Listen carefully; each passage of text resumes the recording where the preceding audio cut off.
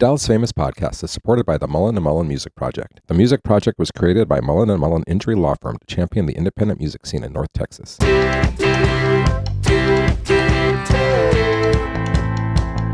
I'm Andrew Sherman. I'm a Texas transplant who has always been in pursuit of art as a career.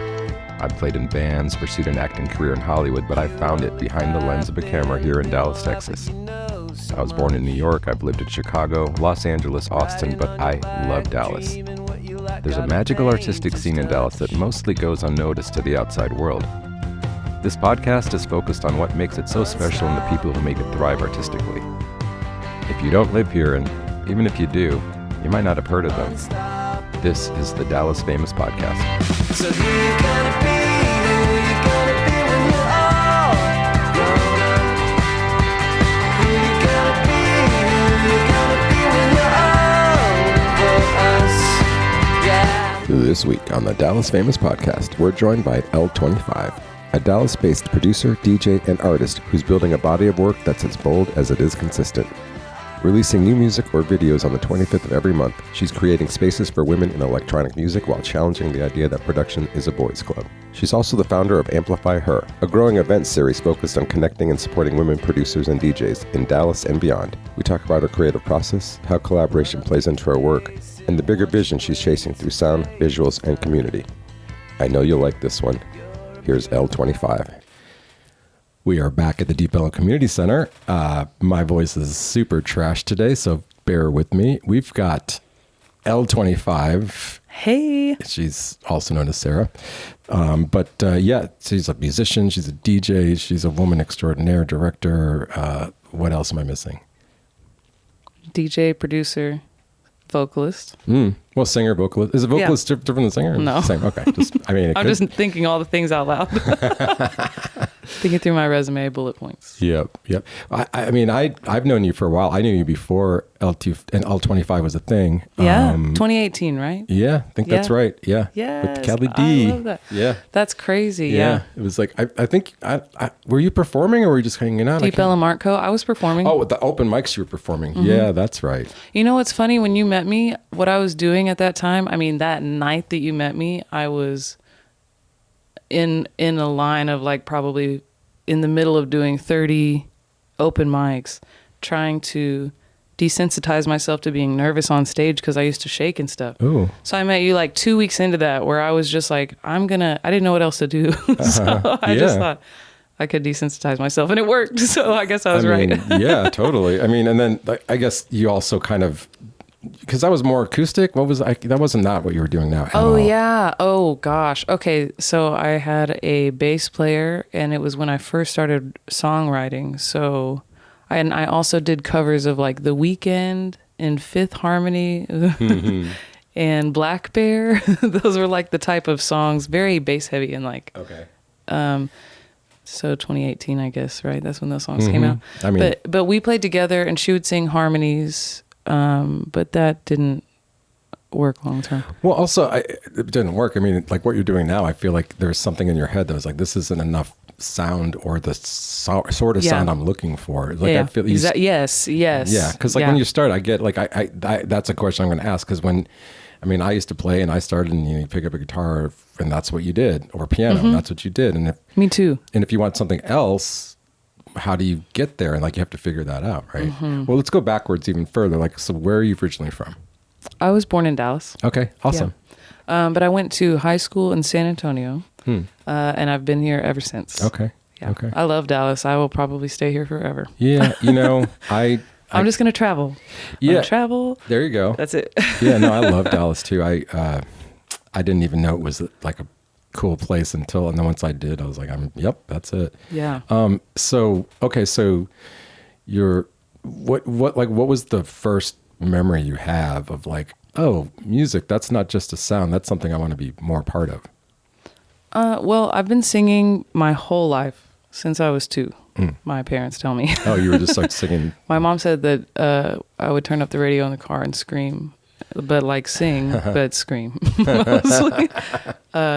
So that I've been taking private lessons my whole life too. Okay. singing lessons and choir and all that stuff. So what, you were just doing that because your mom just recognized that, so she just put you in that stuff? Well, my dad's a musician. Oh, like okay. he plays guitar and bass and sings. Gotcha. So I've always had support. Mm-hmm. And that was the one thing that I stuck with. She tried to put me in sports. She tried to do all kinds of stuff with me, and I just like sucked. I mean, you could have been a volleyball player. I mean, you got the physique, but no. I tried, but okay, I know this is weird, but like it hurt my arms. It hurts. It hurts. Yeah, it's there's painful. too many things. Like, man, no, we're not doing that. I was really not athletic when I was younger.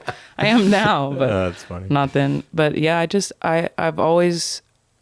said I was going to be an artist growing up. But I mean, every kid says that, maybe. a lot of them, I feel like.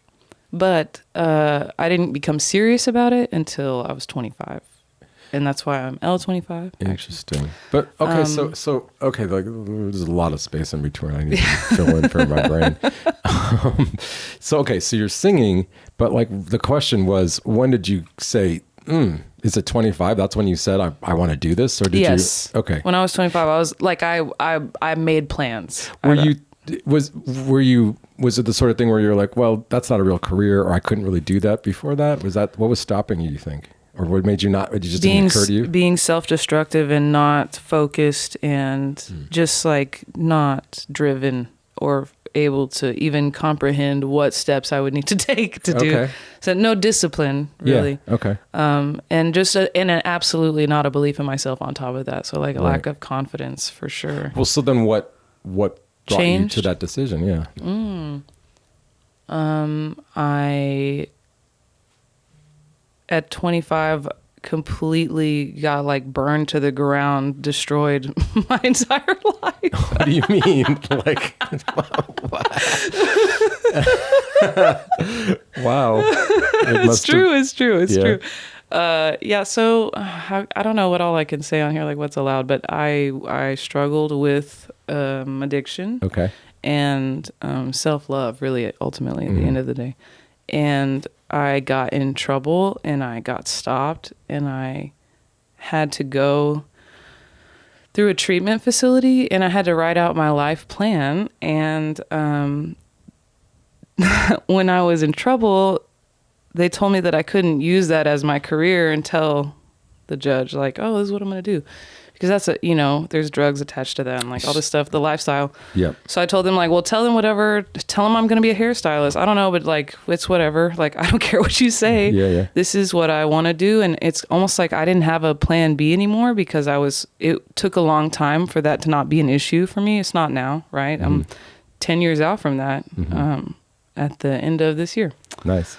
So yeah, I felt like I didn't want to do anything else. I just wanted to like live. Well, what was when you went to the open mics, what was the first thing you remember doing after that decision and after you were clear of that facility?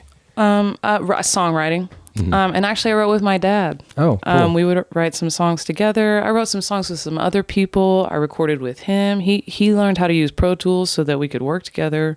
He used to use like a 32 track when I was a kid. Kind of looked like that. Yeah. And then I couldn't get the sound that I really wanted, and we had other issues working together, so I learned how to produce. That was in 2018. I met you really at the pinnacle of Right. Where it was I really think just- I named myself L25 in 2019, so it was Okay. about a year later. Yeah. Because that wasn't. Yeah. I met you when I was like starting out with that girl. I mean, starting out Yeah. with No, I remember I was her. like, hey, I got photos. And you're like, yeah, that's not what I'm doing now. Like for the photos you have. Oh, yeah. I was like, okay, yeah, fair, No, fair I'm fair sorry, point. but I No. love them. I No. should have taken them though No, because I they're mean- memories. Well, somewhere I probably still have. I mean, I'm just saying, like it is a complete departure from those open mic sound that you were doing. Yeah. Yeah. Well, so then let's talk about the process of finding how to create the sound that you had on your head. So that happened during COVID, actually. Okay. I've always liked the radio. Like I've always liked top 40 stuff on the radio. Hip hop, R&B, rap. I mean, I listen to all of that pop. I love singing pop. I like the challenge of trying to do crazy stuff with my voice. Like who? Like who were you like trying to model after at first? Well, really, Mariah Carey, I guess. So, okay, when I was Man, I should stop talking about how old I am. You can't be I on was Dallas listening to- Famous unless you've had a life. Come on now. I'm not even that old, I guess. But I was listening to everything from Britney Spears and NSYNC and Backstreet Boys to TLC and Mariah Carey and Aaliyah and like all of that. Afro Man even. I remember when Afro Man, because I got high, came on the radio. My mom was about to drop me off for 6th grade. And she lost her shit laughing. And I was like, looking back, that's a fond memory for me now, especially. But we just cracked up. Anyway, I liked all of that. And I really liked 808s. And now looking back, I realized like that 808, whatever that feeling is that gives you. Yeah. And kicks and drums, like percussion in general. And then vocals, obviously. Like I just like it drives me in a way. The transformation from the sound that I started with when you met me, which was like, what's that? Yeah. I mean, to be fair, it was an open mic. Almost everybody sounded in the same vein, right? I mean, it was acoustic instruments. Well, acoustic, that's why I don't really make acoustic music, because I feel it's too challenging for me to get this even close to the feel and sound that I want. Yeah. But when I started, I didn't know about samples, and I didn't know that you could like flip stuff and chop it up and do all of that. So I was trying to write everything from scratch, like trying to reinvent the whole wheel. Now a revelation, because I don't know shit about yeah. So that's why my music sounded the way it does. It's still online. The older stuff that I have, it wasn't a lot. It was maybe 5 songs, but that was how I really wrote at raw, without any influence. And then COVID happened, and I had time to sit inside and be alone and think about life and my role in it. Yep.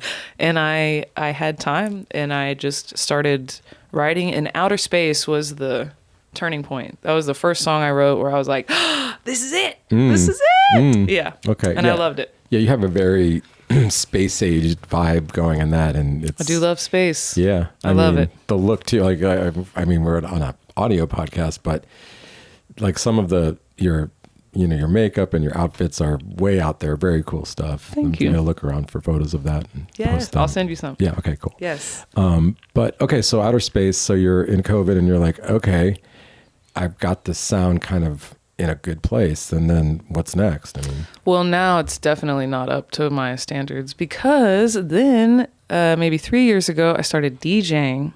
So, and to be honest, I took a break from producing as much. I am more focused on it now, but I'm actually finishing songs that I wrote 2 or 3 years ago that I've been performing all this time, which is stupid, like so dumb. Well, but you play a lot. No, but I mean, it's like legally it's stupid, because people could like sure. take it. Right. It's probably not very wise, but hey, whatever. It's done. Yeah. But I'm getting it ready now. And I'm slow at producing. I love it, and I think I'm a good songwriter, but I'm slow at making the beats. So now what I'm trying to do to get ready for next year, because I have all my songs worked out for this year, I'm going to do singles. I'm trying to do one a month. It's been hard. Yeah, I was going to say, and how's some that are been going? re-releases Okay. because they got removed for various reasons. Sure. But for next year, I'm hoping to do collaborations. I would really like to just focus on melodies and vocals and the lyrics. Like I want to do that part of the songwriting. And then work with someone else. And then somebody else. And I'll like contribute if they would like, but I think it would be cool if they already had a beat pretty much figured out, or even if it's like something super simple and then I can just enhance it. Sure. Do you have people that you already want to work with, or you're still looking at that? I'm still looking. Okay. Well, if you want to contact L25 and you're a beat maker, you might have a collaboration for you. That would be cool. All I ever think about when I'm alone is what time you are coming over, then I get real hype. Thinking about all of the things we could do. And so far, I've been on some other shit, go real hard. Loving every minute in them fast cars. Hit me on that late night, come through. He says he loves it from the back. You know I like to keep it stacked. And he always gets me laughing.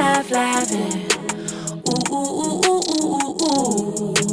We can pretend like it is your birthday. You be the candles, I could be your cake.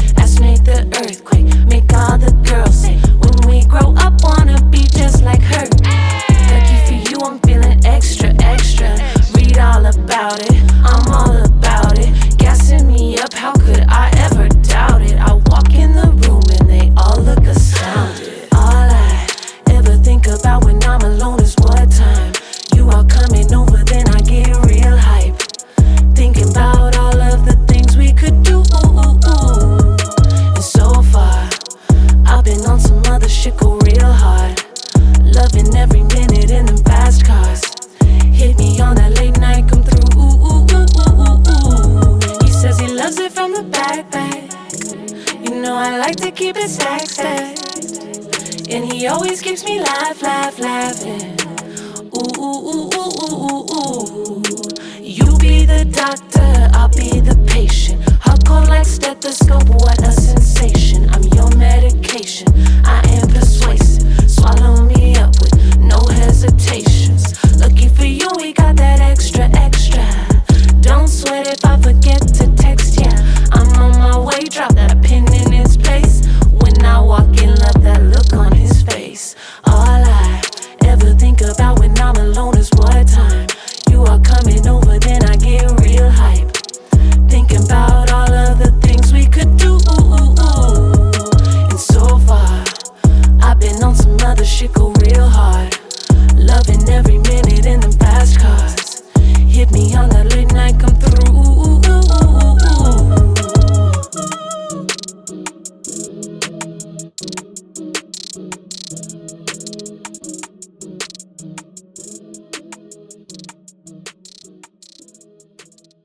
So DJing, let's talk about DJing for a minute.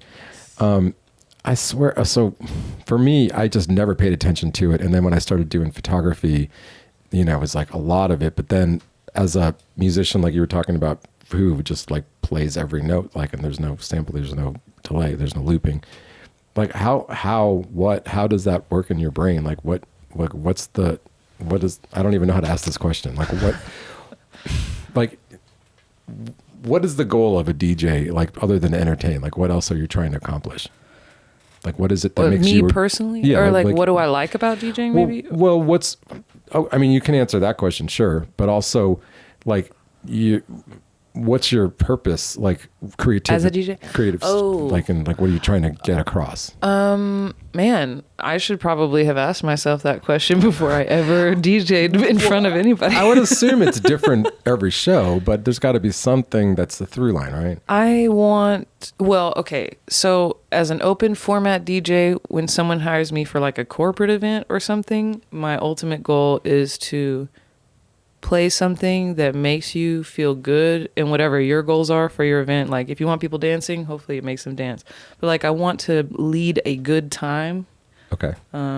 And I think I have a pretty good grasp of what people like especially now after the last 3 years. Yeah. You can like adapt to a moment. I've gotten better at that now. I did not start out well at that at all. Like I had a really hard time because I still had the mentality of a musician, which is like, I'm trying to make you like my art. Okay. Well, yeah. I guess that's not really the ultimate goal, but it is when you're in on the moment, stage. yes, like, absolutely. I don't want you to hate it. Yeah. I at least need you to be neutral, if anything, but I would prefer that you really enjoy it. Absolutely. I put a lot of time and effort into it, but hey, that's okay. Yeah.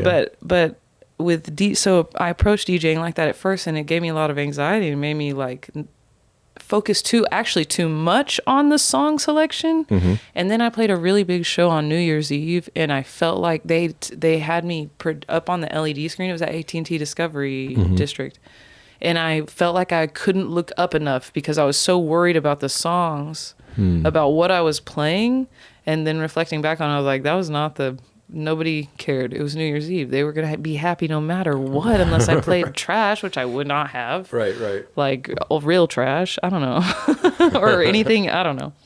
Anyway, so I don't know. My goal, I guess, is to make people want to move and feel something. Yeah. I don't know what. I mean, this is on me because I'm not asking these questions the way I'm thinking about them, but I guess maybe comparing it to going out there as a musician versus you're going out there, like it's a different thing.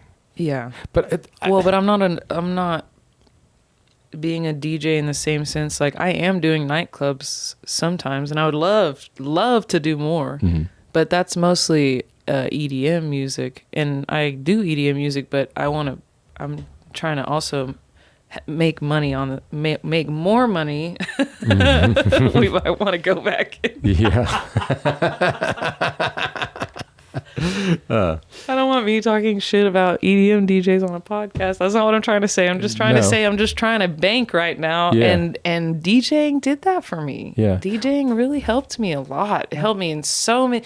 It made me a better entertainer, I feel like. It made me better understand how to read a room and like why things are the way they are. Because to be honest with you, I have had a hard time understanding people my whole life. Like, Okay. I feel like I just have to learn everything the hard way, and I have to ask a lot of questions because I just don't understand sometimes, or I need to know the reason why.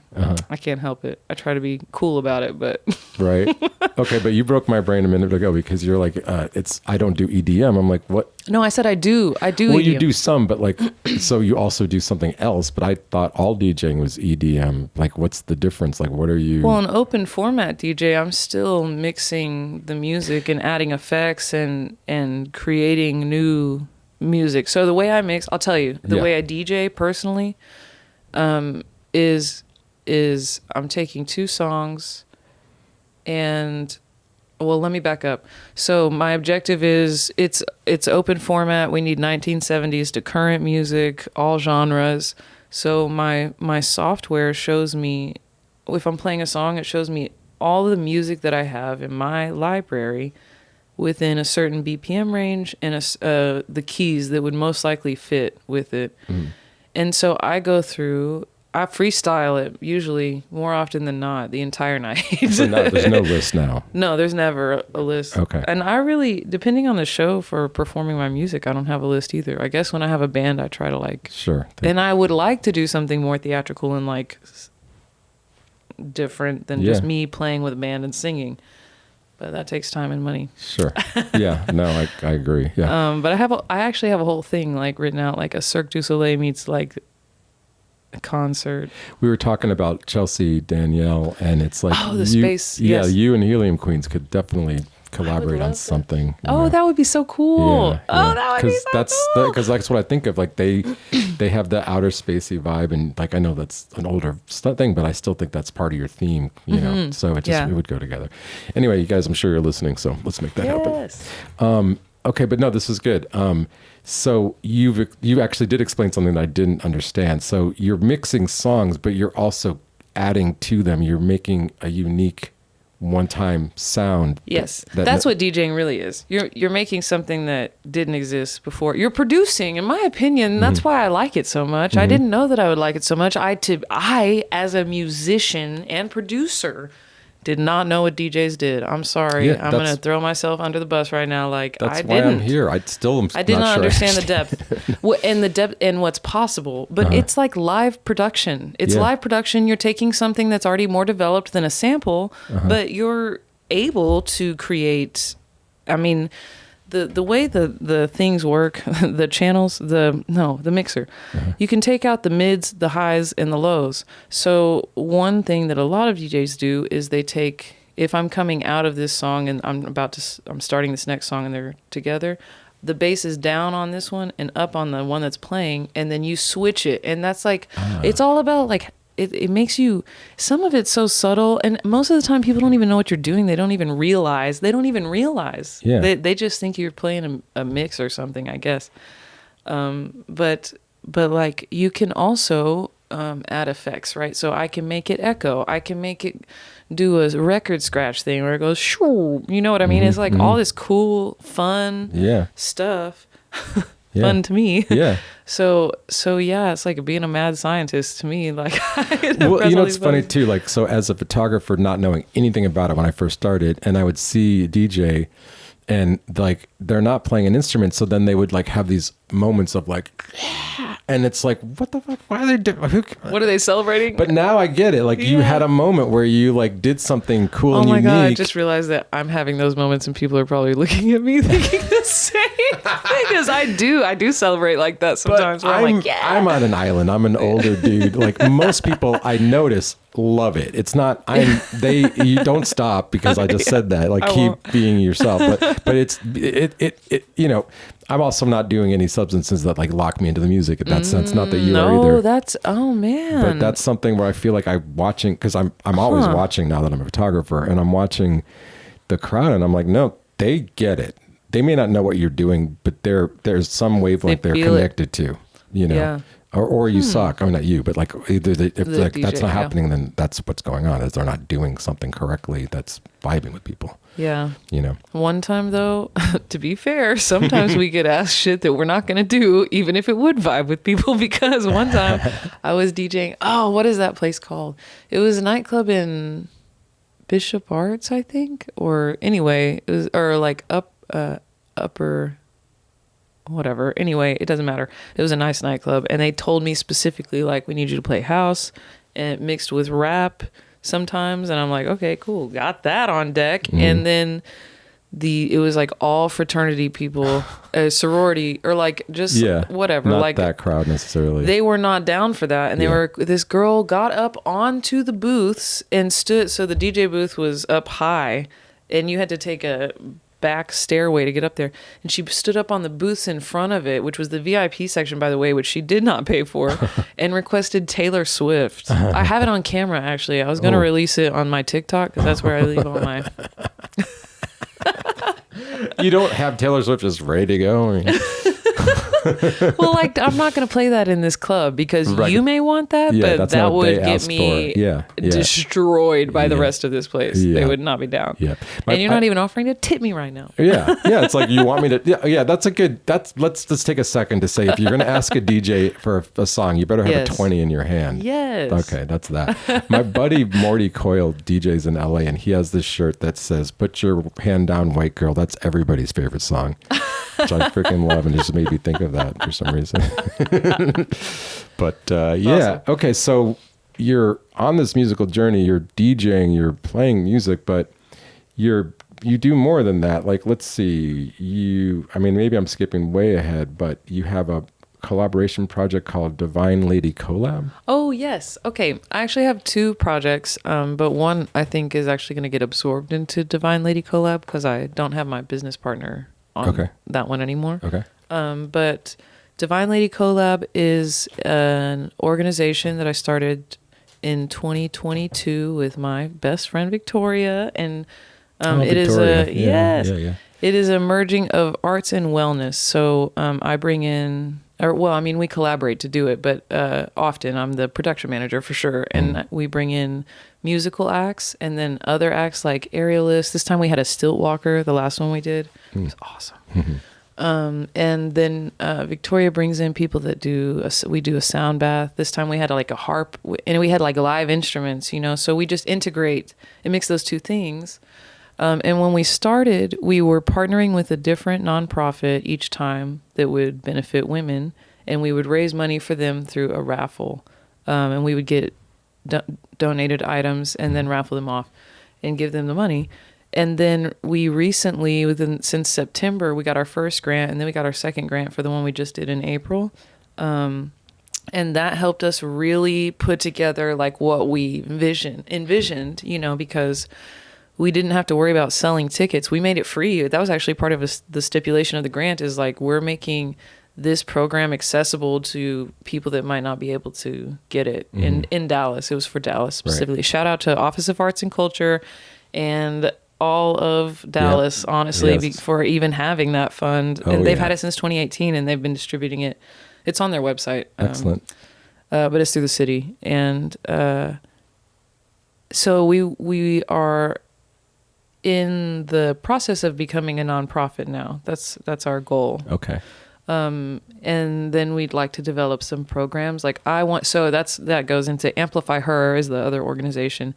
And that was focused on music education for women. So producing and DJing. And I would bring in, I only did it once a year because I don't have the time and the energy to, anyway, we would bring in different people to teach like 1.5 hour workshops. We had someone come in that teaches at Media Tech and talk about Pro Tools, one of the softwares that you use to produce.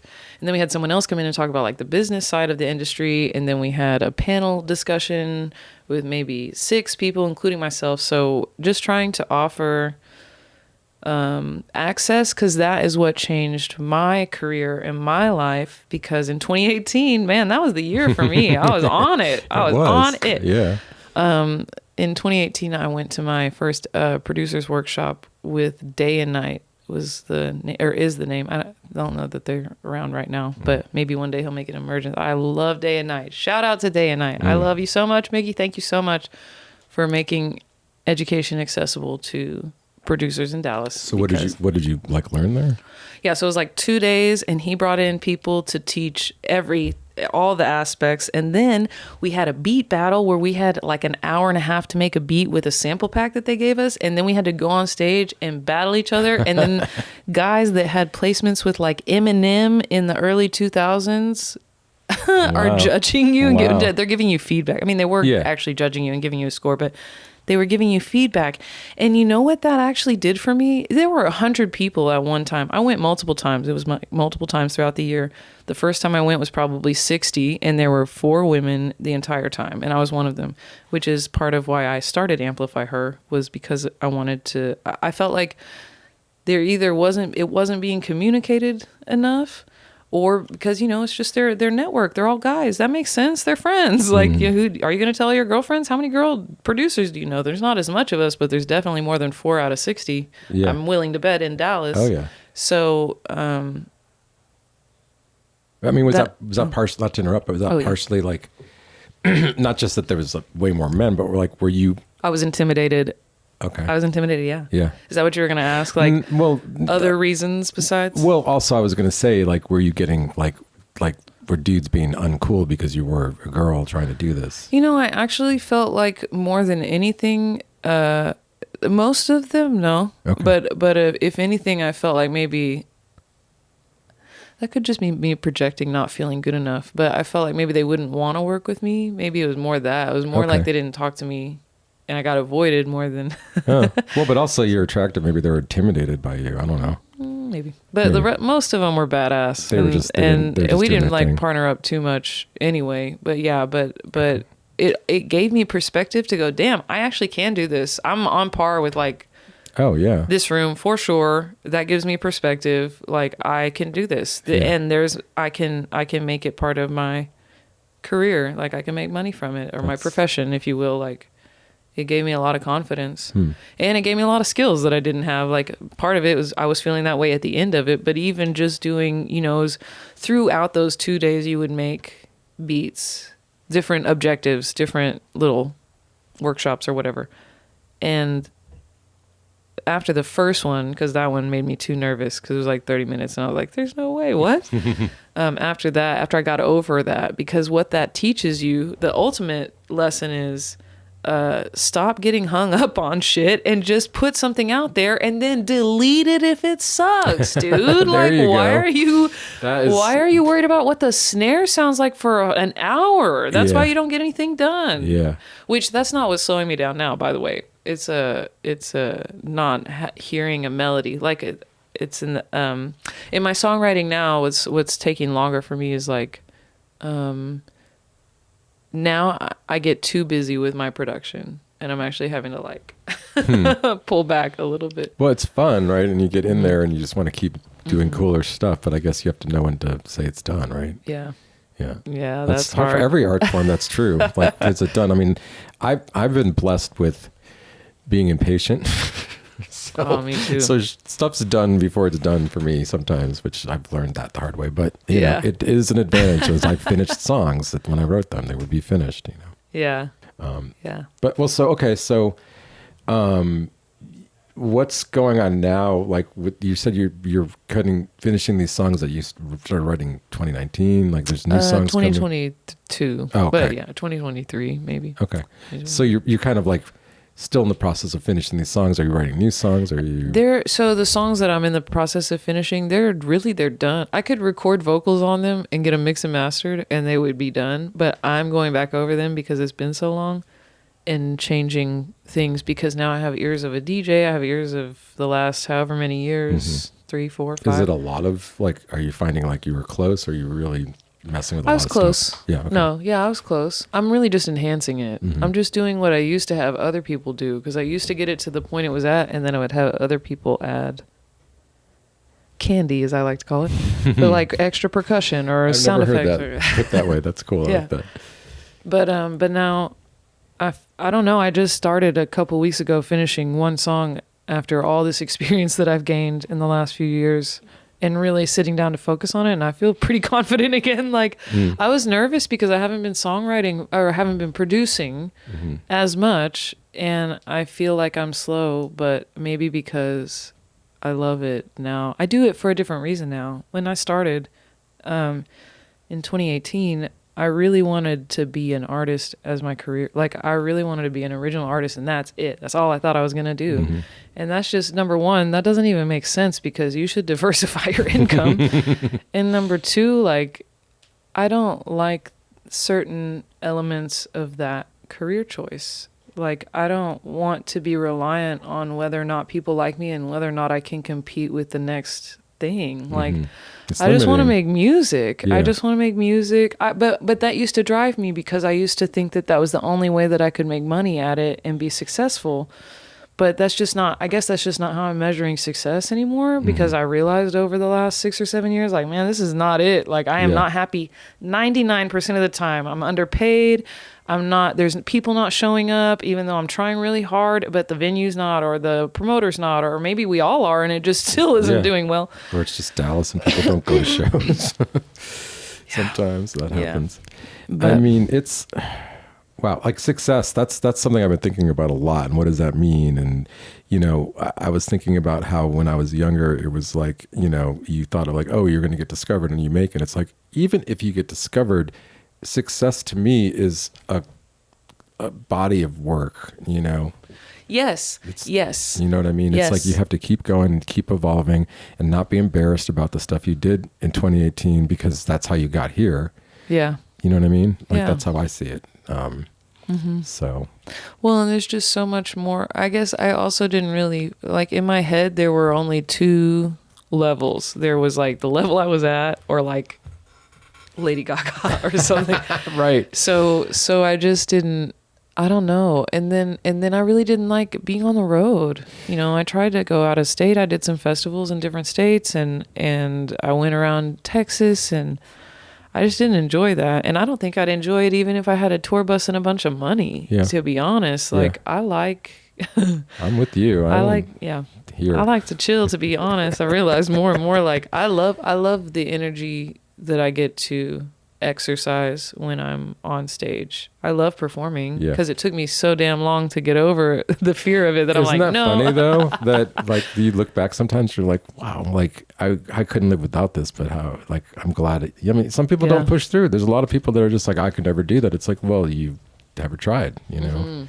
But I like that you did that. Like you just like pounded the open mic. That's really good advice for young performers. Like, especially, you know, you need to have stage time to be a performer. You can't just jump up and expect to know what the heck you're doing, you know? Yeah.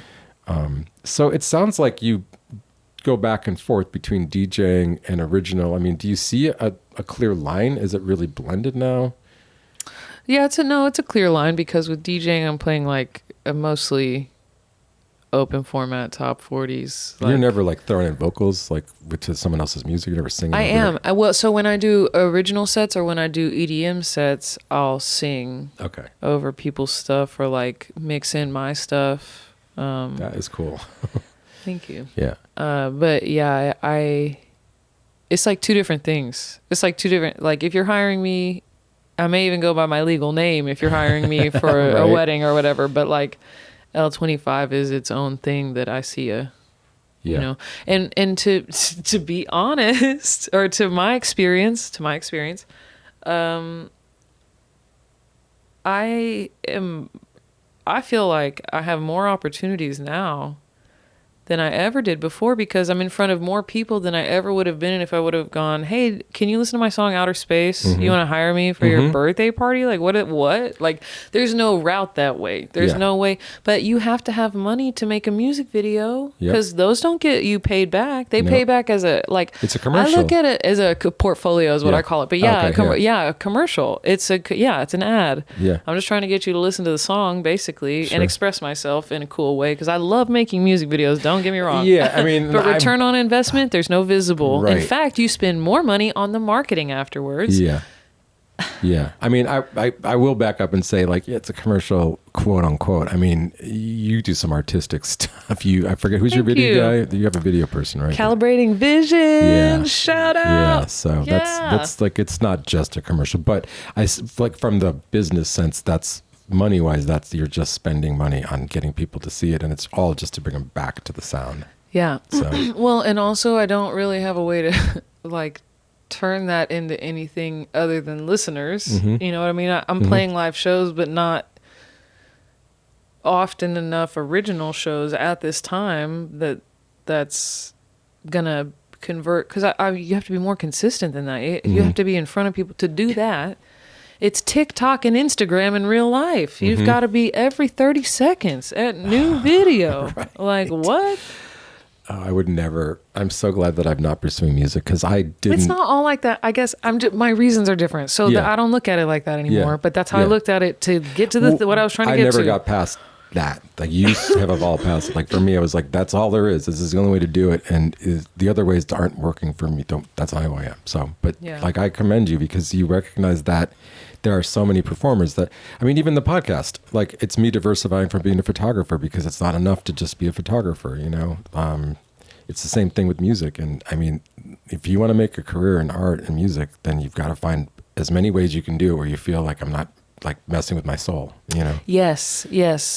So I just, in the last month and a half, excuse me. Oh, that's a good idea. Let me drink some water. My voice is gone.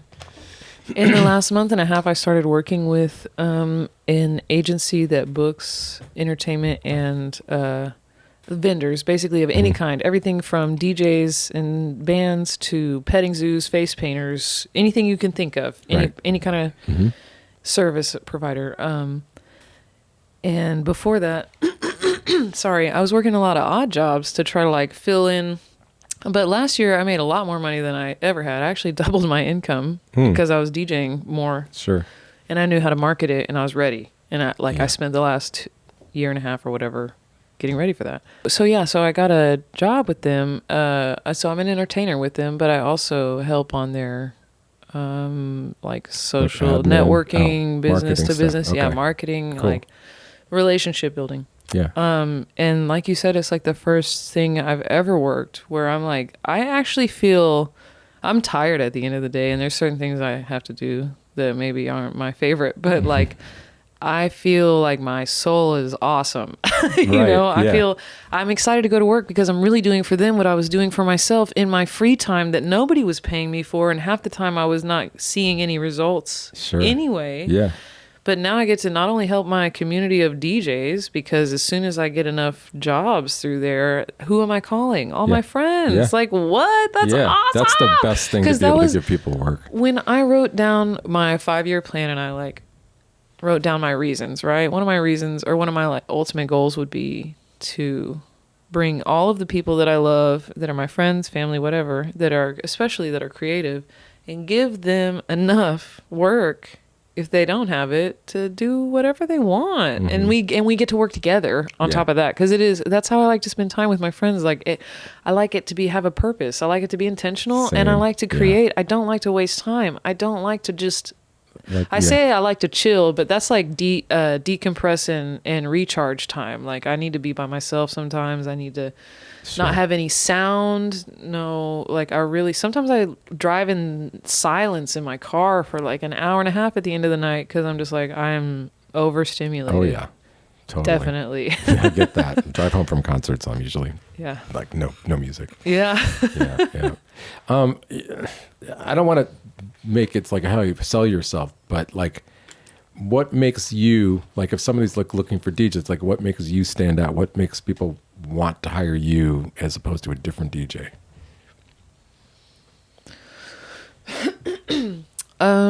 Well, I feel like one of the answers would probably be my ability to communicate and adapt and listen and create the vision that they want.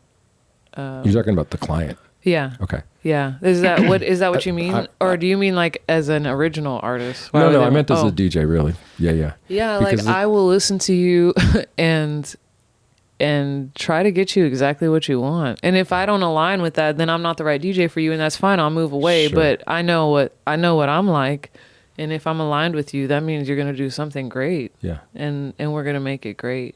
Right. What about like if I'm somebody that goes to see DJs? Like what am I going to get from you that's different?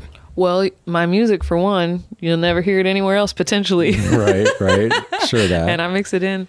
You do mix it in when you can. Mm-hmm, okay. Mm-hmm. And I've talked to some DJs that like they don't want to do. They feel weird about that, but I don't see that as being weird. I did, but man, what? Like it's your chance. And I didn't on New Year's Eve. I felt the same way. And in that moment I said, I will never fucking do this again. I'm sorry if you have to cut that out, but like I will never do that again. I felt stupid because nobody would have cared if anything. If anything, they just would have not noticed. Right. But like I didn't do that, and that sucks. I was in front of like thousands of people. Yeah. And I felt really stupid. I don't know what other words. That's not even the right word, but I just like felt sad for myself. Why did I do that to myself?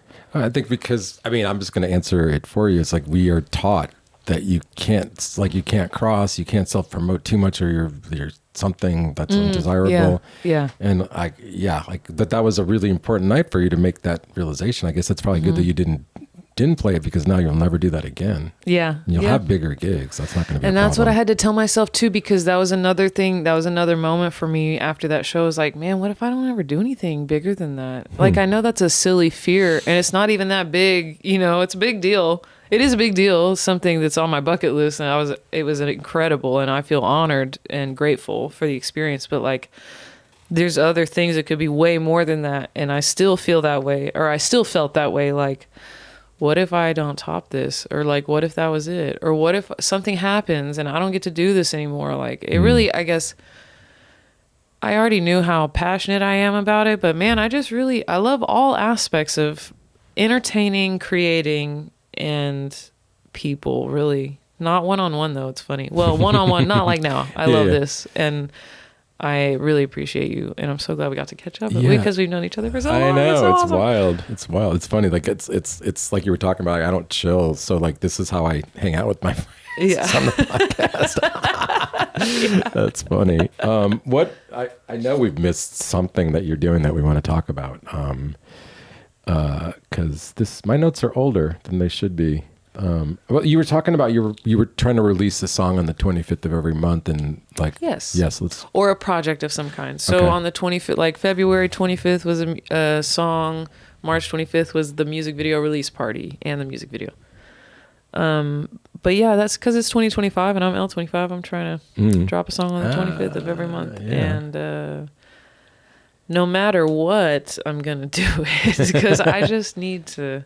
That's the one thing that I've held back on, is being more consistent with that and making that a priority. Like, it is a priority, and I spend a lot of time on it and a lot of energy, but I feel like I'm taking longer than I really need to. Well, because you probably want it to be really special, but it's there's 12 things you got to do. Yeah. Maybe you look at it that way. There's only 12, and you're already halfway through, right? So Yeah. Well, sometimes it was money, but now that's not a problem for me anymore because of DJing. Yeah. Nice. Yeah. Nice. Yeah. Well, I mean, so to me. Oh, okay. Sorry. Yeah. I do want to shout out the DJ School of Dallas too. Oh, because that's yes. why. Going back to the education. That's why. Because that changed me too. They got me plugged into more jobs. They helped me so much. It was. Well, I don't know anything about that. Tell me about that. So the DJ School Dallas is DJ Soulja and DJ Titan. They both have like I've heard of decades of experience. Titan's in the EDM. Soulja's like a corporate. He does all kinds of crazy stuff. And they partnered together and they had a school. So it was like one instructor and then maybe up to 5 students. It was awesome. You met once a week for a couple hours. I actually would have wanted more than that. And I would recommend getting a controller that is similar to what they have, which is the industry standard, which is CDJs, because that was one. I went to 101 and 102, and in 101 I just had like a MIDI controller and it wasn't the same, and so that muscle memory didn't develop, and I need that. That's how I played piano. I learned to play piano when I was a kid, and guitar too. So like I need that. So I don't know. Yeah. But still, that was something that made me better was I would go to clubs and they would have something different and I would just have to play on it. And that like speed ran me into right. Trial by understanding how it worked. Yeah. That's Better, cool. I guess. So that's still happening, like they're still doing those classes? There is a school still at the place where I went and it's taught by the instructor that I had, which is DJ Titan. Nice. So he's there and you should sign up because he really cares about what he does and it shows, and he's good at what he does and it's fun. Yeah. And it's you can make money at it. You know what I mean? Like if it's a hobby, it's a hobby and you can have fun with it and it won't cost you $1 million really. Yeah. Just like a small setup, maybe under $5,000, you could get some cool stuff. Really cool stuff. And then that's like you could get grade the level that you would even need to perform anyway with $5,000. Like, yeah, definitely. Well, I mean, I got to say that if you're making money with music and you're still passionate about it, then that's success to me. It's a win. Yeah. That is that's like, you can call that a success for sure. I came so close to quitting. Yeah. I came so close, and it was because I had so many shows, well, like I said, where I didn't get paid or people didn't come, and then I went to South by Southwest. But I didn't actually go to South by Southwest, but I was there during South by Southwest. This was a few years ago in 2022, I think. And I was working a really bad job, and I was really stressed out. There's a lot of like flux in my life anyway, but I went to 6th Street and I tried to find events to go to, and there were so many ads for pay to be on stage and you'll be in front of whatever press and artist development, all this stuff. And so I went but didn't pay to be on stage, but I went to observe, and all I saw was a room full of artists paying to be on stage in front of each other, and that really broke me because I really was naive, I guess, and I really didn't think it was like that, and it really messed me up. It was at the end of like all of those other things. Like I had just gone out of state that same year, the year before, for a festival and had a bad experience, and just not what I signed. Like why? What? And then I saw South by Southwest, and I'm like, what am I fighting for? I'm fighting to be on this stage. Yeah. Like why? Why don't I just make art? Plus the internet exists. Like I'm just gonna make what makes me happy. I'm just going to make it. I feel compelled. That's the thing. Yeah. Like, I feel compelled no matter what. I've tried to stop. I have tried because it's like takes so much of my time, energy, and resources. And it's a conflicting thing to have, I think, inside of you. Like, I feel compelled to make this art, but is anyone going to appreciate it? I don't know. And then it's like, what's the point? I don't know, but I can't stop. So I'm just going to, I just literally went through like 3 weeks of this exact same thought, like who's paying attention, who cares. Oh, yeah. Well, but that's freeing too in a way, because when I get on Instagram Live, I try to tell myself that every time. Like, is anybody even watching? Probably not. It's fine. I don't think I have the balls to do Instagram Live personally, but it's funny how nervous you get when you can't see or hear anybody that's there, but you know they're there. Like kind of like right now. No, this is different. This is so different. Like I am now becoming cognizant that people are paying attention, but it's surreal to me, so it's not a problem because I still don't believe it. Yeah. Gosh, I'm glad we finally got to do this. Me too. Thank you so much. Such a flake, and me too. Thank you so much. That's the artist in us. Yeah, it is. But look for L25 both live and online. We'll have links and all that in the show notes. And L25productions.com. There you go. All right. Well, thank you for coming down. And thank you this was for awesome. having me. Yeah. Thank you. I'd like to thank L25 for being on the show. You can check out all her stuff on the show links. Opening theme song, Salim Nurala, Unstoppable, and the closing theme song, Electric Ants, the place to be. Thank you to the Mullen & Mullen Music Project for supporting this podcast. We'd also like to thank the Deep Ellum Community Center for letting us record there. You can catch the Dallas Famous podcast every Sunday at 1 o'clock on Deep Ellum Radio, and then Wednesday on all the podcast platforms. Please like, subscribe, enjoy, share, all the good things. We'll see you next time.